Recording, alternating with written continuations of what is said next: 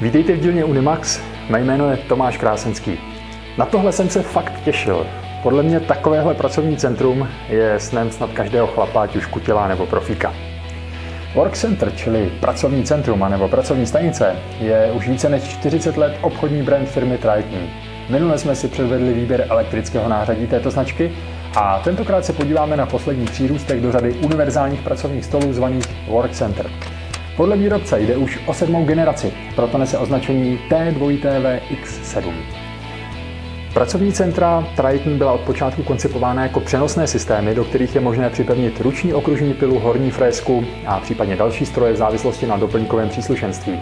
Triton proto v průběhu let začal vyvíjet a vyrábět také elektrické stroje, které byly dokonale přizpůsobeny pro integraci do pracovních center, současně šly ale používat jako běžné ručně vedené elektrické nářadí. Flexibilita takového řešení byla obrovská, ale obsluha poněkud komplikovaná. Navíc bylo nutno dokupovat spoustu nezrovna levného příslušenství. Možná proto Triton zkusil jinou cestu, a sice samostatný univerzální stůl s jednotlivými moduly. Frézovací modul sice nadále potřebuje nějakou horní frézku, ale pilový modul už se bez maflu úplně obejde. Vezmeme to ale hezky po pořádku. Základem je, jak už jsem říkal, robustní skládací stůl. Hmotnost 30 kg hovoří za vše a proto má také kolečka, která usnadňují jeho přemisťování v rozloženém stavu. Dokoupit můžete ještě větší kola pro snadný transport složeného stolu. Rozkládání a skládání stolu je poměrně snadné, chce to samozřejmě cvik. Výška je 90 cm, ale použít ho můžete i ve složeném stavu. V tom případě je pracovní deska necelých 32 cm nad zemí a stůl se vejde do kufru většiny osobních aut. Součástí je upínací deska z MDF. Díky otvorům můžete použít nejrůznější upínací přípravky.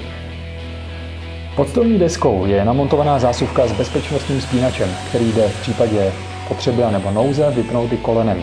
V balení najdete i masivní hliníkové vodící pravítko, které je ovšem určeno pro použití s pilovým modulem. Ten je koncipován jako samostatný stroj, který se vložením modulu do stolu stává plnohodnotnou stolní pilou.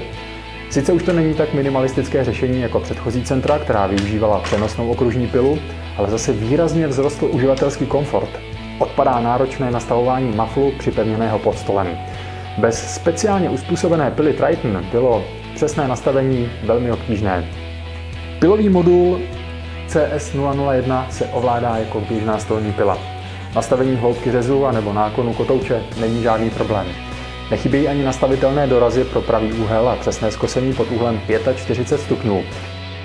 Nadále zůstává možnost provádět skosené řezy bez náklonu pilového kotouče, a sice díky naklopení obrobku podle skoseného pravítka.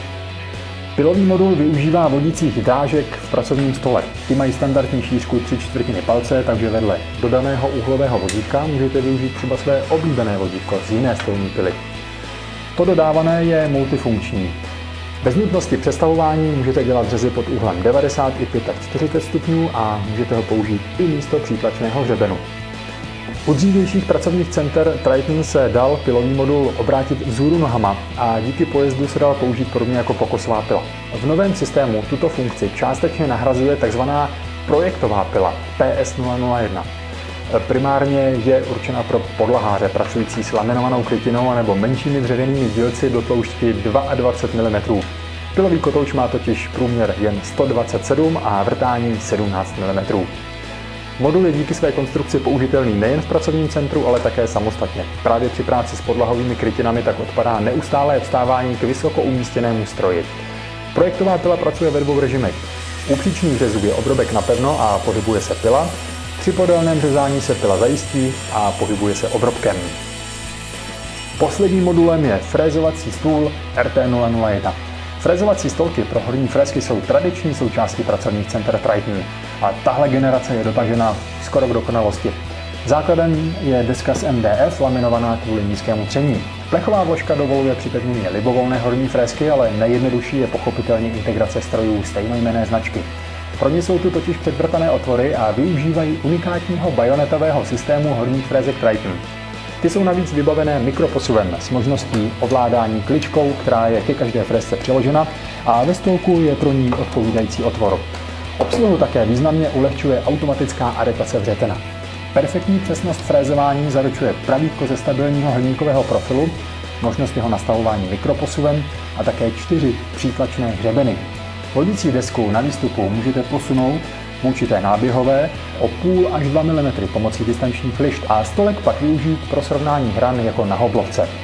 Nechybí ani kryt nástroje pro vyšší bezpečnost a lepší odsávání třísek, stejně jako u pilového modulu. Pracovní centrum Triton T2 VX7 je ideální pro náročné kutily, kteří nemají dost místa na velké stacionární stroje, ale i pro profíky, kteří potřebují na práci mimo dílnu slušné a flexibilní pracovní centrum. Odkazy na jednotlivé komponenty najdete v popisu pod videem. Jestliže se vám video líbilo, nezapomeňte prosím na like, tedy palec nahoru. A pokud nechcete propásnout další video z dílny Unimax, klikněte na odebírat a případně ještě na zvoneček, aby vám přišlo upozornění hned, jak nové video nahrajeme. Díky za pozornost a těším se na viděnou v dílně Unimax.